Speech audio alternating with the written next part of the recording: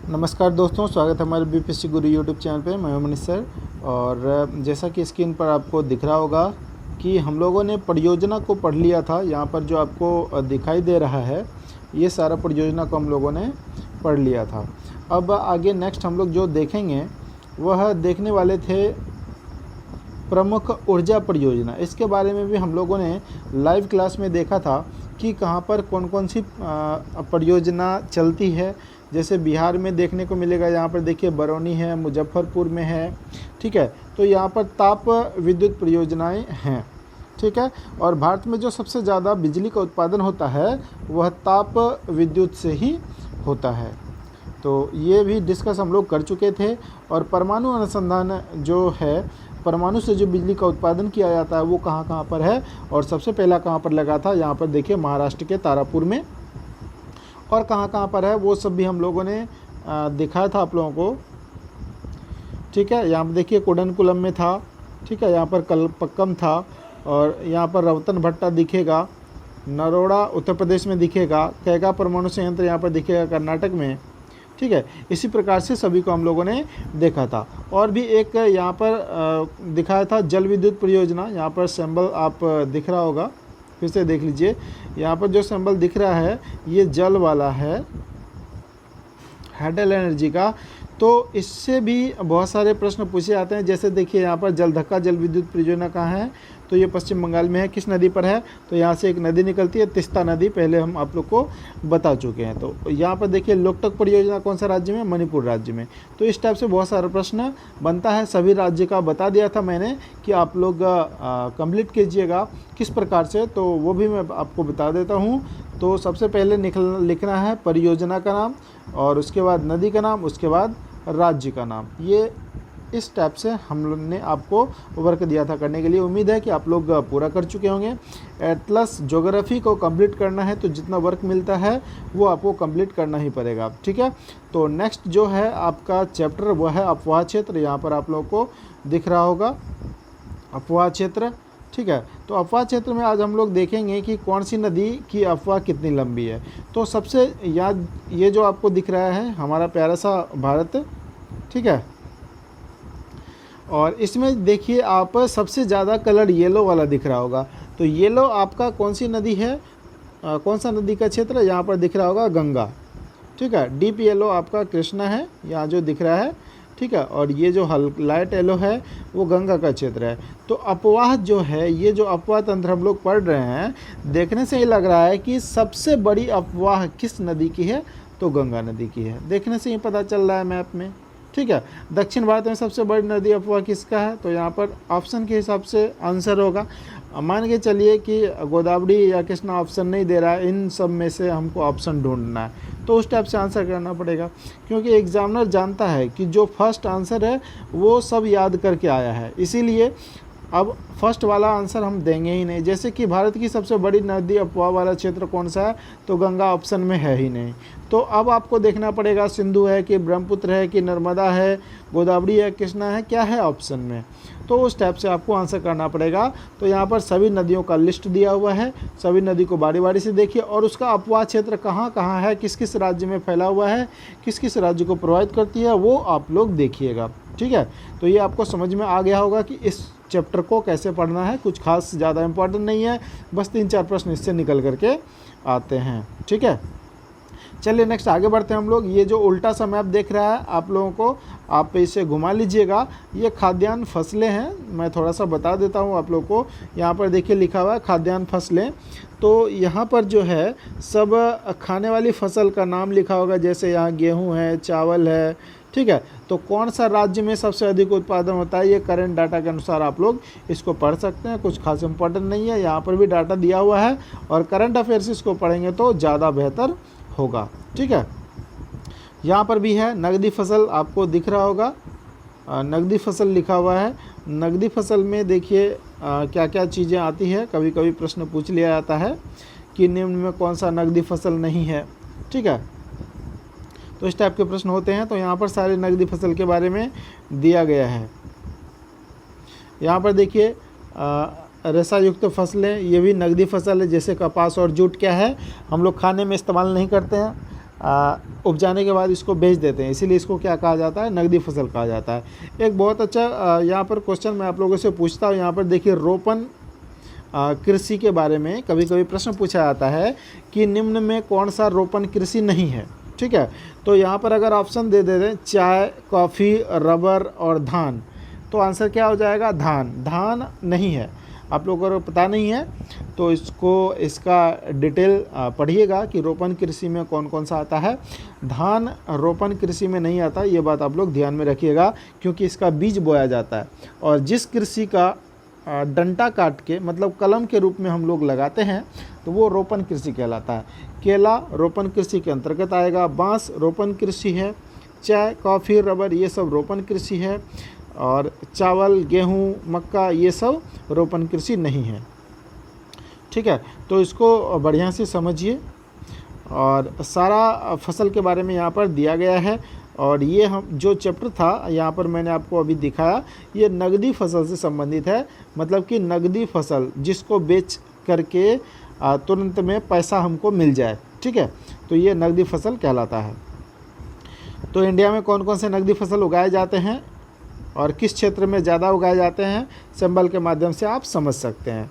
ठीक है, जैसे गन्ना वाला क्षेत्र यहाँ पर दिया हुआ है, तो गन्ना सबसे अधिक कहाँ पर उपजाऊ होता है, उत्तर प्रदेश में होता है। ठीक है, और उसी तरह से सुपारी कहाँ होता है, तो असम में सबसे अधिक सुपारी होता है। थोड़ा सा मैं जूम करके एक मैप को आपको समझा देता हूँ। ठीक है, तो यहाँ पर देखिए आपको दिख रहा होगा सुपारी का डॉट वाला सिंबल, तो यहाँ पर असम सबसे अधिक सुपारी का उत्पादन करता है। नारियल आपका देखिए तटीय क्षेत्र में सबसे ज़्यादा केरल में होता है। मैं आपको इधर घिसकाएंगे तो पता चल जाएगा। ठीक है, और गन्ना का जो ग्रीन कलर है सबसे अधिक देखिए यूपी में पूरा का पूरा ग्रीन ही है।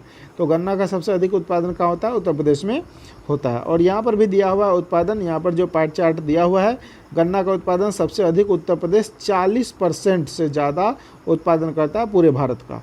तो इसी तरह से सभी मैप में यहाँ पर दिया गया है पाई चार्ट, आप इसको आराम से पढ़ सकते हैं, यहाँ पर देख सकते हैं। ठीक है, मैं एक बार समझा दूंगा तो आपको आसानी से समझ में आ जाएगा, क्योंकि आप बीपीएससी के स्टूडेंट हैं। और यहाँ देखिए असम क्या दिखा रहा है, यहाँ पर चाय का उत्पादन सबसे अधिक कहाँ होता है, असम में। चलिए हम लोग एक बार देख लेते हैं। ये है कॉफ़ी, ये है रबर और ये है चाय। तो चाय वाला ग्रीन दिख रहा है, तो असम वाले क्षेत्र में ही आपको ज़्यादातर दिखेगा। अभी असम में बाढ़ भी आया हुआ है, और सबसे अधिक चाय का उत्पादन कहाँ होता है, असम वाले क्षेत्र में। थोड़ा बहुत दार्जिलिंग वगैरह सब में होता है, इसीलिए यहाँ पर दिखा रहा है। ठीक है, और कॉफ़ी का सबसे अधिक उत्पादन होता है, यहाँ पर देखिए कर्नाटक में सिंबल दिख रहा होगा। ठीक, और रबर का सबसे अधिक उत्पादन होता है केरल राज्य में, यह भी आप लोग याद रखिएगा। ठीक है, तो इस तरह से इसको पूरा करना है। आपको समझ में आ गया होगा कि कैसे इसको पढ़ना है। ये सभी क्या है, नगदी फसल हैं। ठीक, चलिए नेक्स्ट आगे इसको भी देख लेते हैं एक बार हम लोग। कपास और जूट। ठीक है, तो जूट का जो सबसे अधिक उत्पादन होता है, आपको यहाँ पर दिख रहा होगा, जो जूट का सिंबल दिखाई दे रहा है आप लोगों को। यहाँ पर देखिए ज़रा सा, जूट का जो कलर है यहाँ पर थोड़ा सा ब्राउन कलर में दिख रहा है, तो ये है पश्चिम बंगाल, सबसे अधिक जूट का उत्पादन होता है। और कपास का उत्पादन सबसे अधिक गुजरात और महाराष्ट्र में होते रहता है, दोनों में कंपटीशन चलते रहता है। काली मिट्टी कपास के लिए बहुत ही ज़्यादा उपयोगी होता है, और काली मिट्टी का क्षेत्र आपका गुजरात और महाराष्ट्र, मध्य प्रदेश वगैरह सब है। ठीक है, और मसाला यहाँ पर देख लीजिए नीचे में जो आपको दिखाई दे रहा है, मसाला का जो पिंक कलर है, तो सबसे अधिक मसाला का उत्पादन कहाँ होता है, केरल राज्य में होता है। ठीक है, और तंबाकू का सबसे अधिक उत्पादन आंध्र प्रदेश में होता है। यहाँ पर डाटा में भी दिया गया होगा। यहाँ पर सेब, काजू, रसीले आम ये सब का डाटा दिया हुआ है, आप लोग इसको करंट डाटा से भी पढ़ सकते हैं। दूध का उत्पादन सबसे अधिक उत्तर प्रदेश में ही होता होगा। ठीक है, होता है, एक बार डाटा करंट को आप लोग देख लीजिएगा। नेक्स्ट पेज नंबर 32 में भारत में धात्विक खनिज और अधात्विक खनिज ये सब का सिंबल दिया हुआ है। आप लोग इसको तभी करंट कर सकते हैं जब इसको करंट डाटा से लिखेंगे। जैसे बॉक्साइट का सबसे अधिक उत्पादन करने वाला राज्य कौन सा है, नेट पर सर्च मारना है और आपको कॉपी में नोट कर लेना है।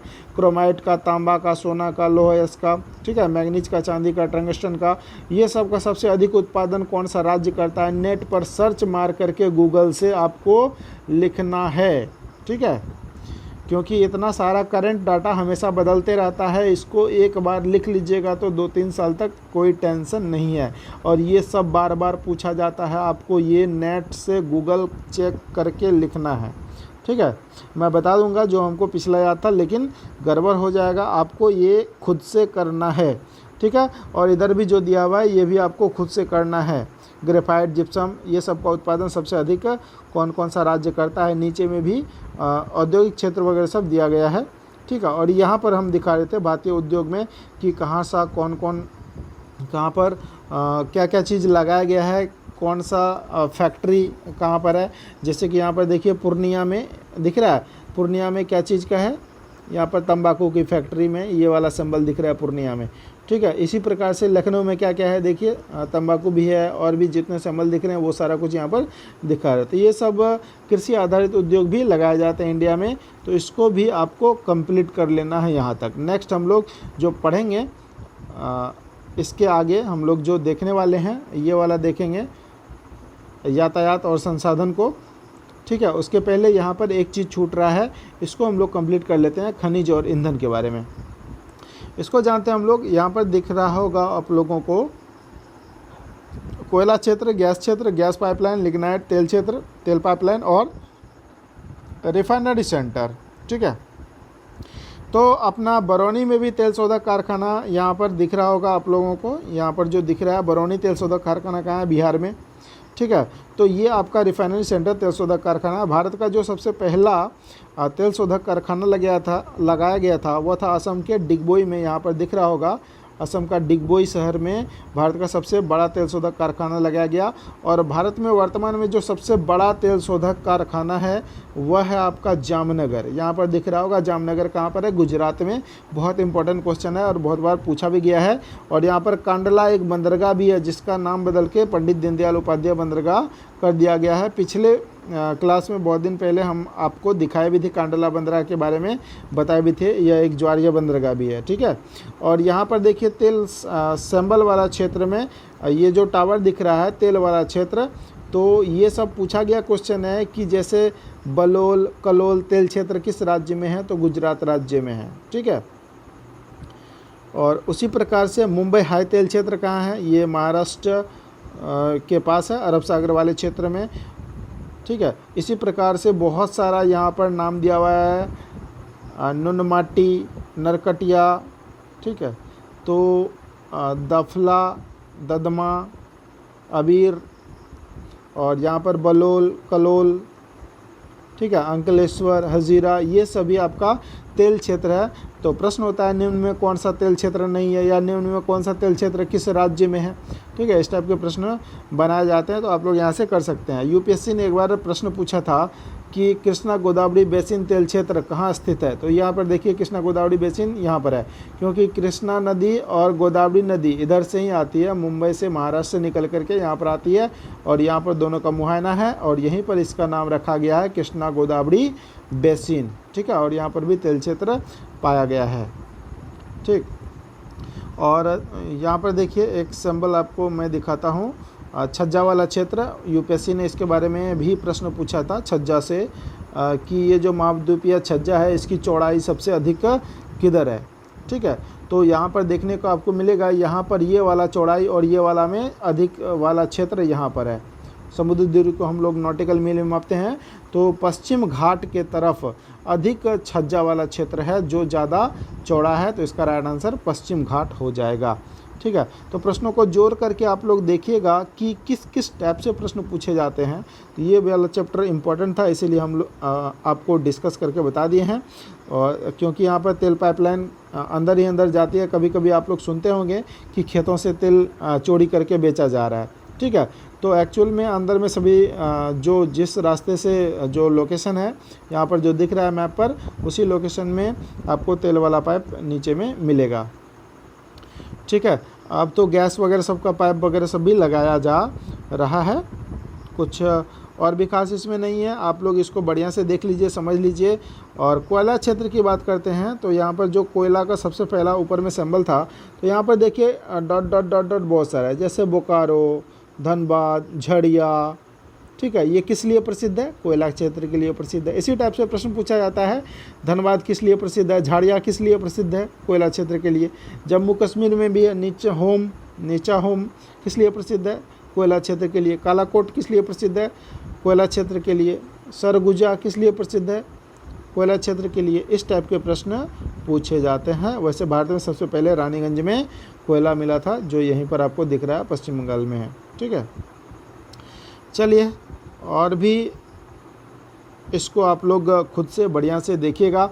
और ये वाला सब चैप्टर कुछ खास इंपॉर्टेंट नहीं है, भारतीय उद्योग हैं और देख लीजिएगा उद्योग धंधे कहाँ कहाँ पर किस किस शहर में लगाए गए हैं। पर्यटन सूचना तंत्र वगैरह सब भी कुछ खास इंपॉर्टेंट नहीं है, ये खुद आप डिस्कस कर सकते हैं।